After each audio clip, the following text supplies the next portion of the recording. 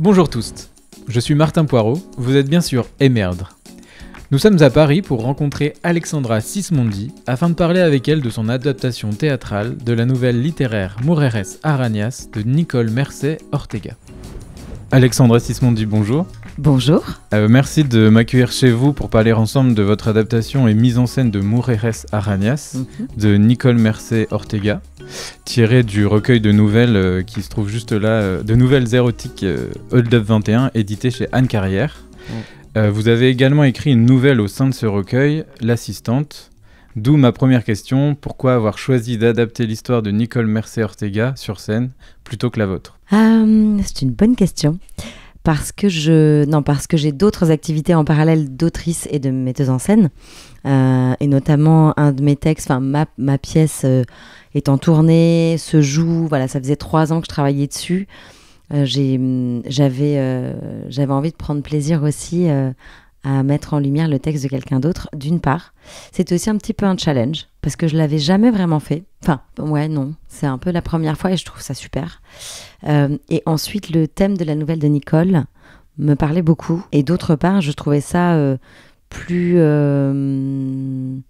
Alors, c'est pas facile, mais plus adaptable à la scène et plus rassembleur. Et je trouvais aussi que politiquement, on en avait besoin. Voilà, c'est une nouvelle qui parle de sexe et d'avortement. Et vu ce qui s'est passé ces dernières années, je sais pas. Et ce qui est en train de se passer aussi, j'avais l'impression que c'était le moment pour ce texte-là. Et Nicole est une personne c'est non que les autres autrices ne me touchent pas, mais j'avais rencontré un peu Nicole et voilà, il y avait quelque chose aussi qui était passé. Et pour que nos auditrices, auditeurs et spectateurs comprennent bien de quoi il s'agit, Mujeres Arañas raconte l'histoire d'une femme qui décide d'avorter. Oui. Et on la suit jour après jour, une semaine avant l'avortement. Et pendant ces journées, j'ai ressenti une volonté de cette femme à vouloir vivre jusqu'au bout de la chair dans tous les sens du terme. Autant la chair, la nourriture et la chair, C-H-A-I-R. Est-ce qu'il y a des choses à rajouter à mon petit résumé là ? C'est un résumé que je trouve absolument parfait. Et c'est vrai que c'est moi, quand j'ai lu cette nouvelle, m'est apparu immédiatement cette idée du corps vide et du corps plein de la femme. Ça fait des siècles on a cette injonction à être un coup vide, un coup pleine, un coup vide, un coup pleine, que ce soit vraiment de façon figurée ou bien de façon tout à fait réaliste. Et Nicole, quand elle écrit cette nouvelle, en plus je peux le dire, c'est une nouvelle qui est autobiographique, bien sûr qui est fictionnée, mais on est nombreuses à avoir vécu un avortement et il y a ce côté de devoir à un moment donné aller se faire vider ou se vider en tout cas. Et j'aime l'effort de cette femme de se dire je vais pendant une semaine me remplir. Et en plus elle est quelque part adoubée par sa gynéco dans la nouvelle qui lui dit c'est normal d'avoir une libido décuplée quand on est enceinte, profitez-en parce qu'on n'est pas enceinte tous les jours, surtout si voilà, vous n'avez pas de désir d'enfant. Et donc elle décide d'y aller à fond et elle va faire de son corps une fête. Et elle va faire de cet avortement une fête. Et il y a quelque chose de l'ordre du rituel aussi qui m'intéressait vachement C'est pour ça aussi que j'ai adapté cette nouvelle. De se dire, comme au Mexique, quand ils fêtent les morts, enfin voilà, ce côté rituel de se dire, je vais faire la fête jusqu'au bout avec mon corps et tout ce qu'on va me prendre et tout ce que je vais donner. Et vous dites que vous portez à la scène cette nouvelle, c'est faire le dragon. C'est faire dragon. Oui. Et est-ce que vous pouvez expliciter un peu ça ? Pour moi, c'est un acte de résistance de porter cette nouvelle à la scène. Parce qu'avorter, ça devient quand même... C'est pas si simple, encore aujourd'hui. Et on le voit aux États-Unis avec ce qui s'est passé il y a quelques mois. Je veux dire, des pays aujourd'hui rétropédalent et interdisent l'avortement. Il y a ça, d'une part, donc ça c'est politique. Et d'autre part... l'avortement, c'est toujours vu comme quelque chose, encore aujourd'hui, dans notre société qui, malgré tout, reste un peu puritaine, comme quelque chose dont on parle pas trop, ou si on en parle, il faut qu'on en parle avec parcimonie, un peu de souffrance. Bien sûr, c'est jamais agréable pour une femme d'avorter, mais néanmoins, ce que j'ai trouvé fou et très audacieux et très culotté dans la nouvelle de Nicole, c'est ce côté justement festif et de dire, je vais associer des mets quel qu'il soit, du sexe, des choses qui vont entrer, sortir, aller, venir de mon corps, tout comme la vie va et vient de nos corps de femmes. Et je trouve ça culotté, en fait. J'ai pas l'impression que ce soit une parole qu'on entende beaucoup, enfin, en tout cas... que de cette couleur-là, j'ai pas l'impression, moi, d'avoir croisé ça dans ma vie, sur scène, en littérature. Voilà, donc pour moi, quand je dis c'est faire dragon, c'est j'ai vraiment, je sais pas pourquoi j'ai l'image du dragon dans La Belle au bois dormant, n'importe quoi. J'ai en tout cas ce dragon qui se lève et qui dit qui va cracher ses flammes pour éblouir les spectateurs. Non, mais c'est un acte de résistance, voilà. Et Mujeres Arañas signifie littéralement les femmes araignées. Oui. Qui sont ces femmes araignées pour vous ? Ce sont toutes les femmes, mais ce sont les femmes tentaculaires, ce sont les femmes qui comme elle le dit au tout début de la nouvelle, une maman araignée, ça a souvent des milliers de bébés araignées à l'intérieur d'elle-même. Mais je pourrais comparer ça, je vais faire un truc très très bizarre, je vais parler des chattes qui ont plusieurs saillies et qui d'une même portée peuvent avoir des enfants de plusieurs papas. Moi je trouve ça formidable. Et les femmes araignées c'est pareil, elles ont des milliers d'enfants et puis elles vont les donner comme ça à la mère. Et il y a quelque chose de très généreux dans l'image de Nicole. Elle ouvre sa nouvelle avec cette image-là. Je pense que c'est un hommage qu'elle rend à toutes les femmes puissantes. Mais j'ai pas envie de catégoriser les femmes puissantes. Je dirais que toutes les femmes, en tout cas moi que j'ai croisées, étaient des femmes araignées et des femmes puissantes. Et est-ce que toutes ces femmes-là que vous avez croisées vous ont inspiré pour la mise en scène ou influencé pour la mise en scène que vous faites de la nouvelle ? Je crois que toutes les femmes que j'ai croisées m'ont inspiré pour toutes mes mises en scène. Mais oui, c'est sûr qu'il y a plein de femmes. En tout cas, il y a un écho, c'est tellement fort, l'avortement. C'est marrant parce que ce matin, j'étais au téléphone avec quelqu'un qui me disait « Ah, ma chérie est en train d'avorter. » Voilà, c'est comme un écho qui se démultiplie, c'est comme un palais des glaces d'avoir choisi ce texte-là et de l'avoir monté. Et à chaque fois qu'on le joue, il y a des femmes qui viennent nous voir après la performance et des femmes que je re-rencontre des mois après qu'elles aient vu cette performance et qui m'en parlent encore en me disant moi ça a retenti, j'ai eu l'impression d'être dans un miroir et de refléter quoi, et de me voir et de m'entendre. Et en même temps, je crois que ça fait beaucoup de bien parce que c'est une nouvelle qui répare aussi, enfin qui réconcilie avec cet acte qui reste assez barbare, même si c'est un choix. C'est toujours dur. Voilà, donc je crois que oui, toutes les femmes que j'ai croisées, en tout cas, je me souviens quand je réfléchissais à des idées de mise en scène, parce que c'est pas évident de mettre en scène de la littérature comme ça, portée sur un plateau. En plus, on a eu très très peu de temps. Mais j'ai pensé à beaucoup de femmes qui autour de moi, qui avaient vécu un avortement, qui m'en avaient parlé et qui l'avaient transcendé. Et j'ai pensé aussi aux hommes. Et c'est pour ça d'ailleurs qu'il y a un homme qui se fait aussi narrateur, qui est un des doubles de la narratrice et de l'héroïne et qui est sur scène avec nous. Sur scène, il y a 3 comédiennes, dont moi, et un comédien, plus un musicien. Et en fait, on est tous, un narrateur et narratrice, on est tous le héros, l'héroïne à un moment donné de l'histoire. Donc je crois que beaucoup de gens que j'ai croisés m'ont inspiré cette mise en scène finalement.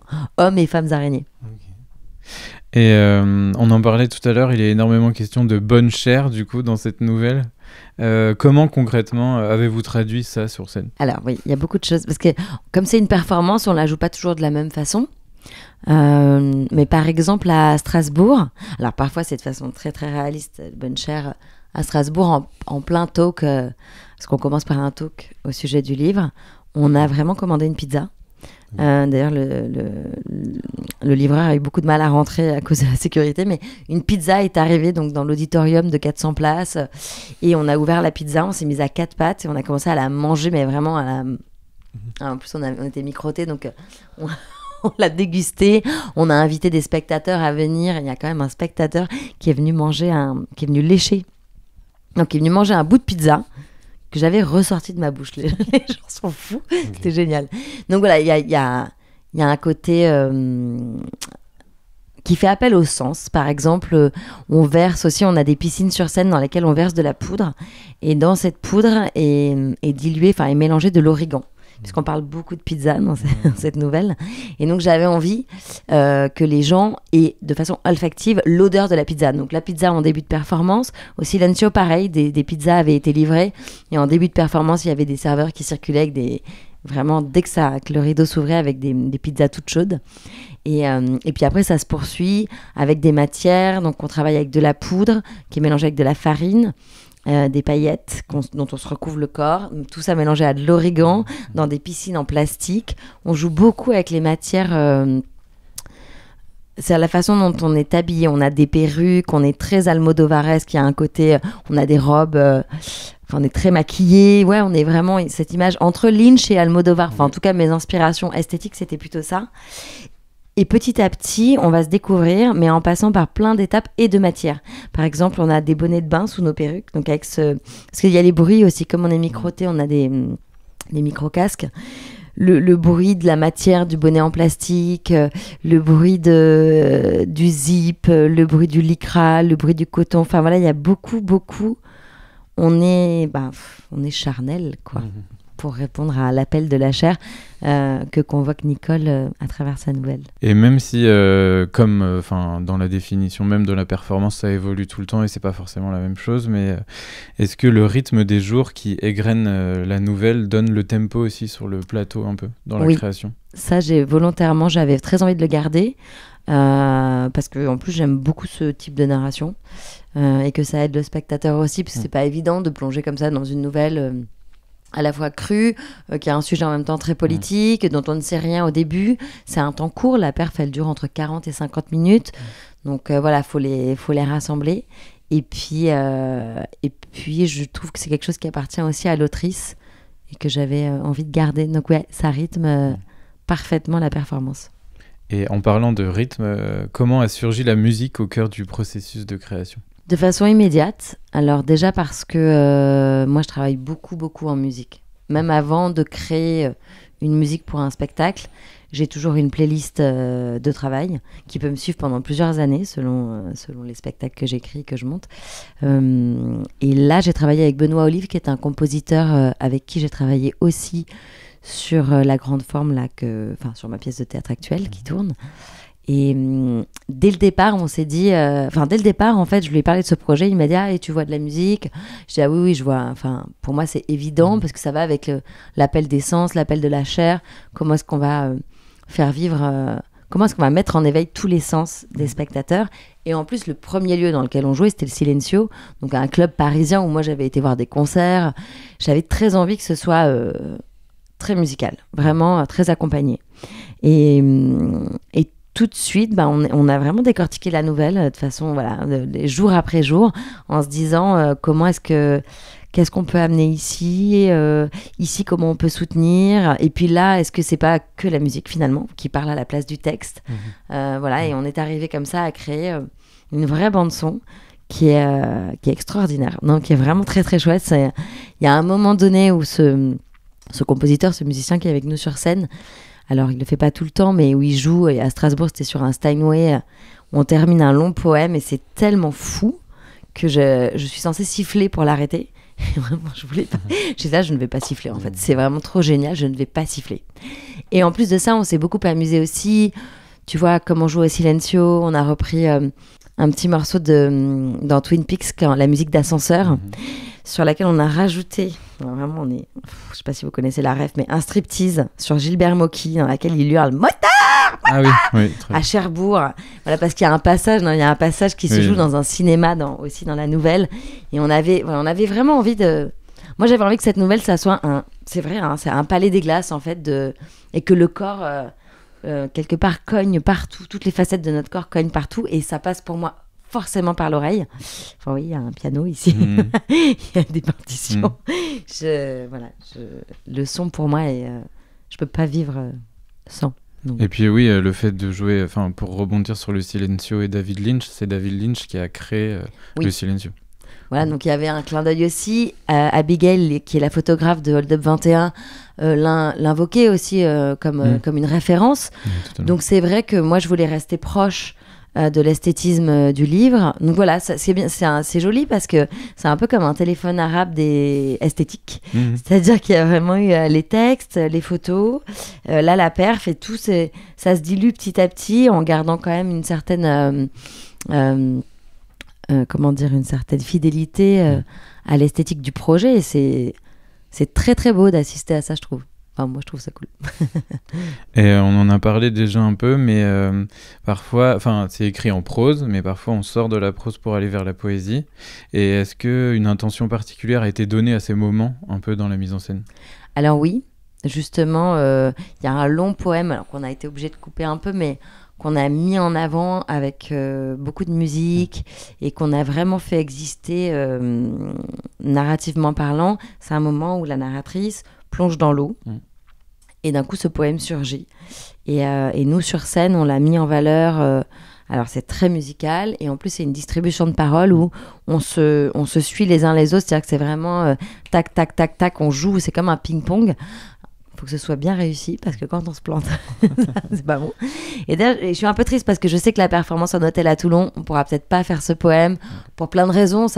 Voilà, c'est quelque chose qui demande beaucoup, c'est très emphasique aussi, donc, mais oui, donc pour répondre à la question, tous les passages un peu poétiques ou qui sortent de l'ordinaire, j'ai vraiment essayé d'accorder une attention à chaque façon différente de Nicole d'écrire et de traduire son état. L'introduction aussi, l'intro, on a un battement de cœur avec une sorte de sonar, comme si on était sous l'eau, quand il y a cette voix off. Du coup, elle est enregistrée en voix off. Ce moment de l'aquarium, de la maman araignée dans le restaurant. Voilà, à chaque moment, j'ai essayé d'épouser au maximum sa poétique. Ouais. Et on sent que la transmission est une chose qui a une place importante dans votre carrière. Quelle place a ou aura cette performance, ce texte au sein de votre travail avec les publics amateurs, scolaires et adolescents ? Eh bien là justement, c'est très drôle. Ce matin, je lance un appel à participation pour Toulon. Alors je sais pas encore comment. C'est plus compliqué parce qu'il faut un public. Je peux pas travailler avec des jeunes adolescents. Ce sont des textes qui sont quand même qui sont crus. Plus de 16 ou plus de 18 ans. Mais là, je lance un appel à participation pour Toulon pour travailler avec quelques jeunes gens du Conservatoire de Toulon, des écoles de théâtre toulonnaises, puisque c'est là-bas qu'on va jouer prochainement. Mais si on devait le jouer à Paris aussi, en hôtel, je pense que je réitérerais, j'aimerais vraiment pouvoir élargir l'audience et pouvoir continuer à travailler avec les publics aussi avec ce type de proposition. Donc là, par exemple, à l'hôtel, il va y avoir des livreurs qui seront casqués un peu à la Daft Punk et qui se baladeront partout dans l'hôtel et qui vont intervenir, alors soit musicalement, soit de façon chorégraphique. Donc je les introduis. On va travailler ensemble d'abord en atelier, mais ce qui est cool, c'est qu'ils auront ce filtre du casque, du masque, qui va leur permettre aussi d'être à l'aise dans ce type de proposition et ce type de texte. Et en plus, donc, performance comme ça, avec plein de comédiens dans plein de salles d'un hôtel entier, il y a un côté plus protégé que d'un coup, on fait un truc sur scène que tout le monde regarde. Voilà, et je me dis, tiens, c'est peut-être une manière d'amorcer un travail avec les publics sur ce type de proposition. Eh ben, moi, j'espère le voir vite, un jour. Bah oui, j'espère. On aimerait bien, on va essayer de trouver un hôtel qui nous accueille, parce que je trouve que la perf en hôtel, pour ça, en hôtel ou en tout cas dans un lieu un peu atypique, ça peut être foufou. Et on va peut-être, on va peut-être faire un petit passage à Avignon dans le off, mais je sais pas encore, donc je vais pas en parler parce que rien n'est défini, mais j'aimerais bien que ça se fasse aussi. Merci à tous de nous avoir suivis. Vous pouvez retrouver Il faudra que tu m'aimes le jour où j'aimerai pour la première fois sans toi, le spectacle évoqué par Alexandra Sismondi, au Théâtre de la Villette du 4 au 24 mars, et Mujeres Arañas dans une version toujours nouvelle à Toulon pour les Nuits de la Lecture. N'hésitez pas à nous suivre sur les réseaux sociaux. À bientôt.